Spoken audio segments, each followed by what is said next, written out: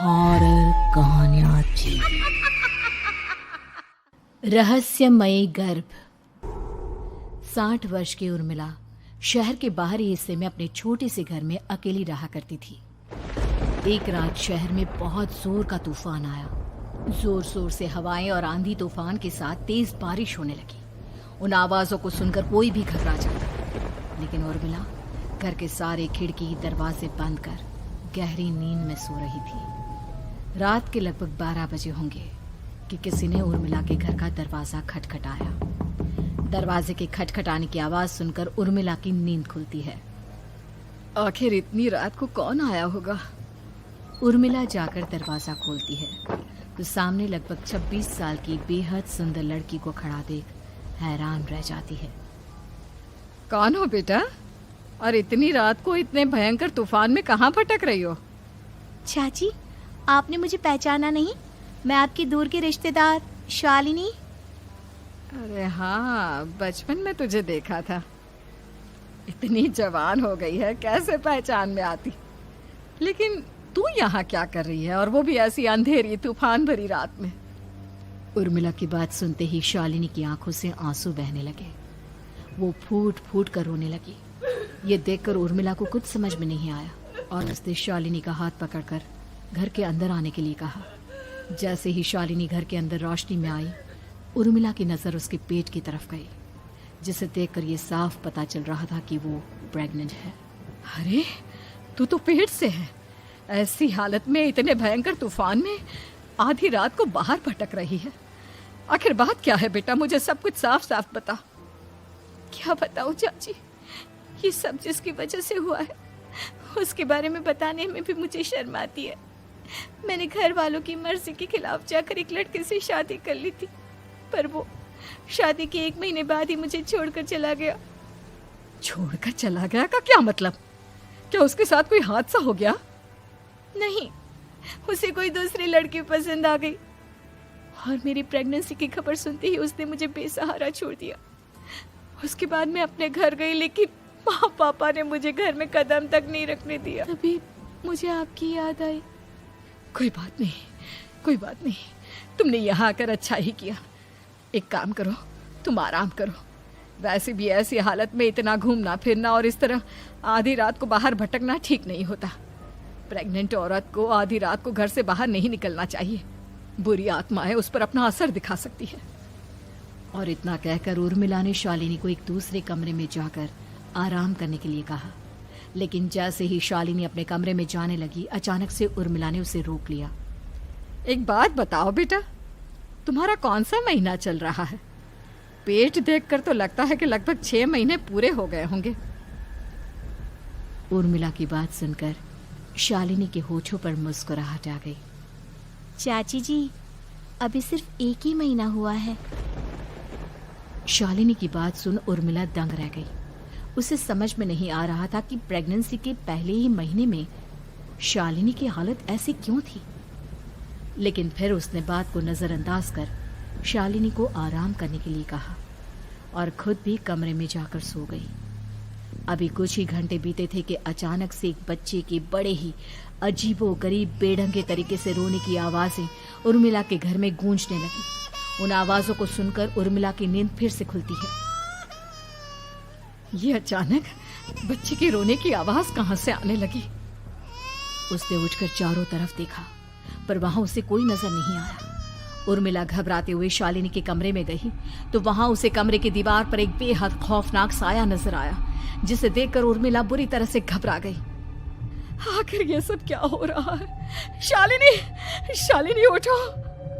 उसने जोर जोर से आवाज देकर शालिनी को जगाने की कोशिश की, लेकिन ऐसा लग रहा था जैसे उसकी आवाज शालिनी तक पहुंच ही नहीं रही थी।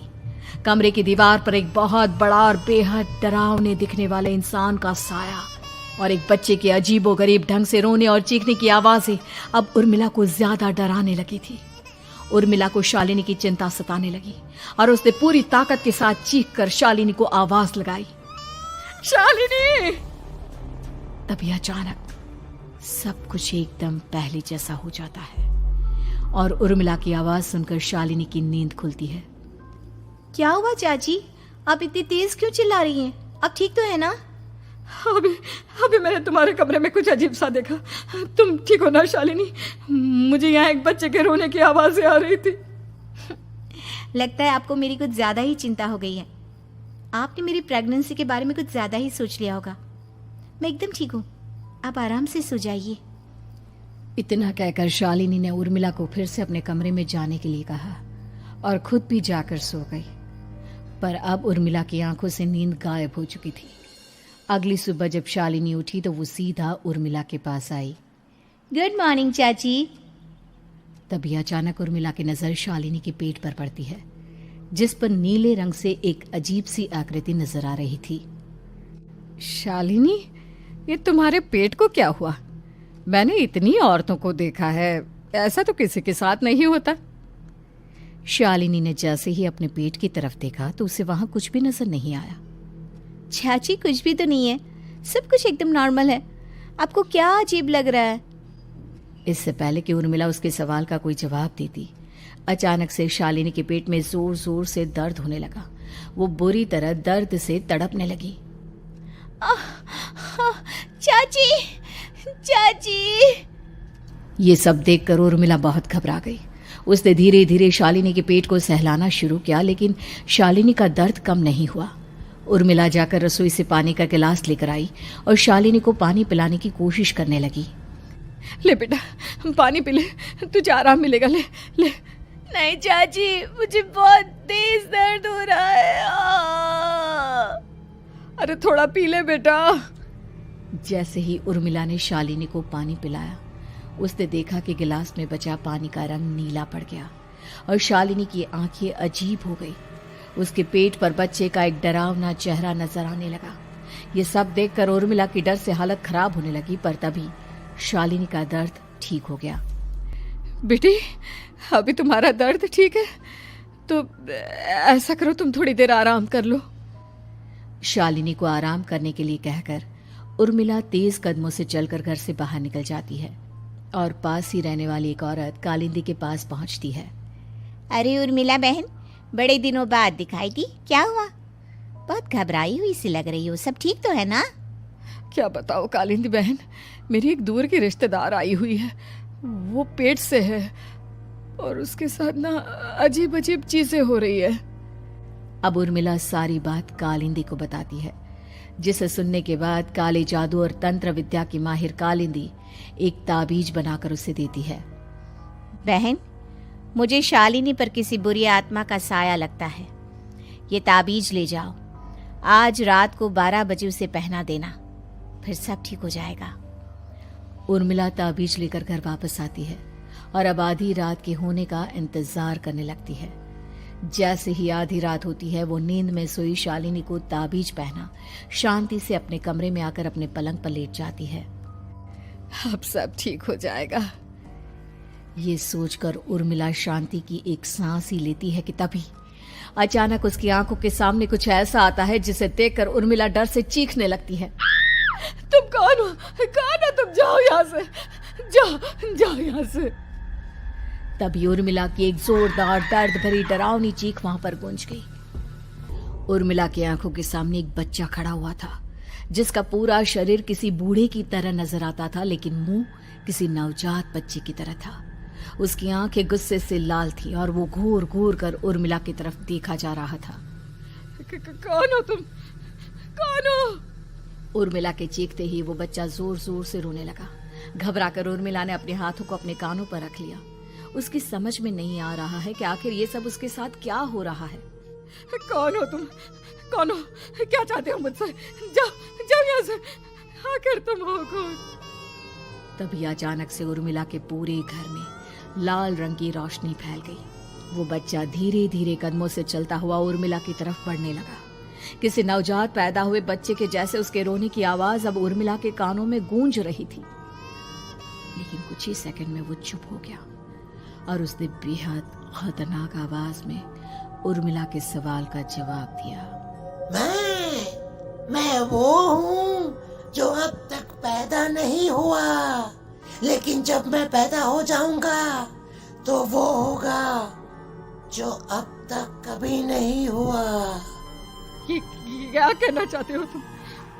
ऐसा क्या हुआ जो अब तक नहीं हुआ? तबाही होगी, तबाही। सब कुछ खत्म हो जाएगा और ये जो लड़की मुझे जन्म देने वाली है, मैं उसका खून पी जाऊंगा, सारा खून। उस बच्चे की बात सुनते ही उर्मिला बुरी तरह घबरा गई। उसका एक बुजुर्ग आदमी जैसा शरीर, एक नवजात बच्चे जैसा चेहरा, ये दोनों ही बातें उर्मिला की समझ से बाहर थी। तभी वो बच्चा अचानक गायब हो गया। घर का माहौल फिर से पहले जैसा हो गया। लाल रंग की रोशनी भी अब गायब हो चुकी थी। उर्मिला दौड़कर शालिनी के कमरे में पहुंची, जहां वो गहरी नींद में सोई हुई थी, पर उसके गले का ताबीज गायब हो चुका था। उठो उठो शालिनी, उठो बेटा, मुझे तुमसे जरूरी बात करनी है। अरे चाची क्या हुआ?